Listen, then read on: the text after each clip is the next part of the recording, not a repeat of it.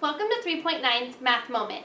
Today students did some mixed problem solving. So they took what they've learned over the last couple of lessons in Unit 3 and kind of mixed it all together just to get some extra practice. So this is going to be a review of some other things that you've already seen in clips before. So in 3.7 and 3.8 we went over some similar strategies, but these are just going to be some additional problems for your reference.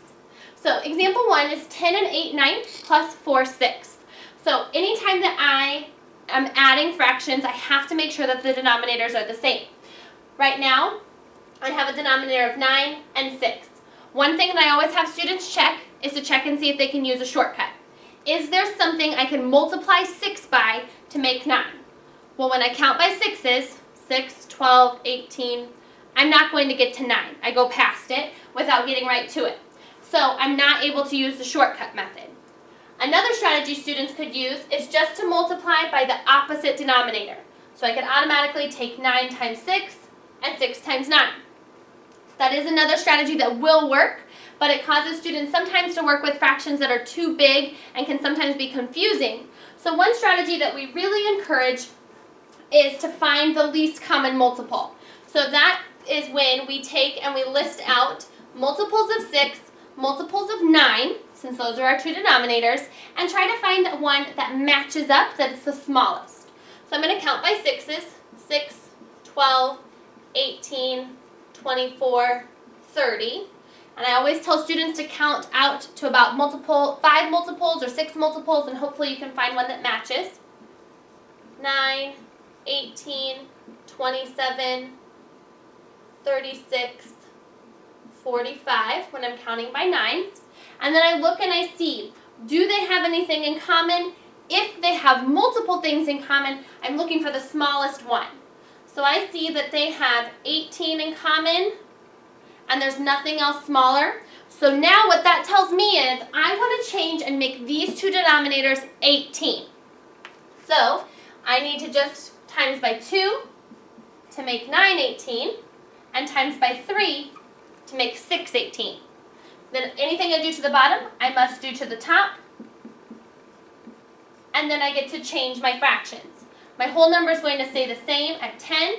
8 times 2 is 16. I worked hard to make my denominators 18, so I encourage students just to go ahead and put those denominators over there right away. 4 times 3 is 12. And now I'm going to add. I'm going to move my 12/18 a little bit closer to give myself more room. Now, once I've worked hard to make my denominators the same, they get to stay the same. So again, I encourage students just to go ahead and place that number so you don't have to remember any more about it. That's one less thing. Now I need to add 16 plus 12. 6 plus 2 is 8. 1 plus 1 is 2. So I'm going to have 28 on the top with a whole number of 10. Now hopefully students will notice that this is an improper fraction. I've got a numerator that is too big. It's larger than my denominator, which does not work with fractions. So what I have to do is take 28 divided by 18. So take the top number and divide it by the bottom number. 18 goes into 28 just one time. When I subtract, I'm left with 10 over 18. Now, here is my answer that I just took and made 28/18 is equivalent to 1 and 10/18. So all I have to do is take this now and add it to the 10. So 10 plus the 1 whole would be 11.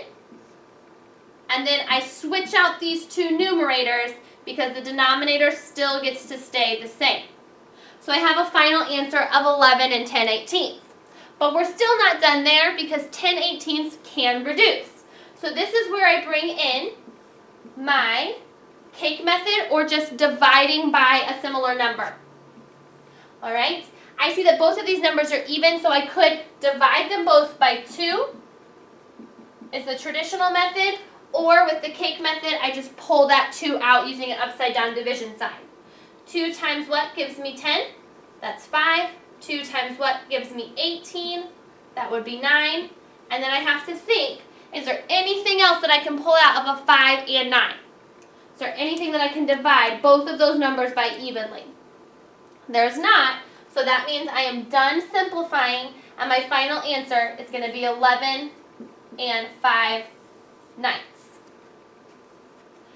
All right, the next example says 7 and 3/5 and 9 and 4/6, and they want us to compare. Remember that circle in the middle means to compare. Which one's larger, which one's smaller, or are they equal? This one is pretty simple because I can look first at my whole numbers. Whenever I'm working with whole numbers, I want to look at them first because they're probably going to help me figure it out.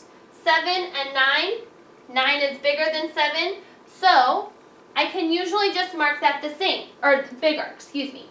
But one thing that I will have you caution your student, and we caution them as well, is sometimes you might see an improper fraction with a whole number, with a whole mixed number. And so it's important to notice and make sure that both fractions are proper. In this case they are, so I know that the whole number is definitely bigger.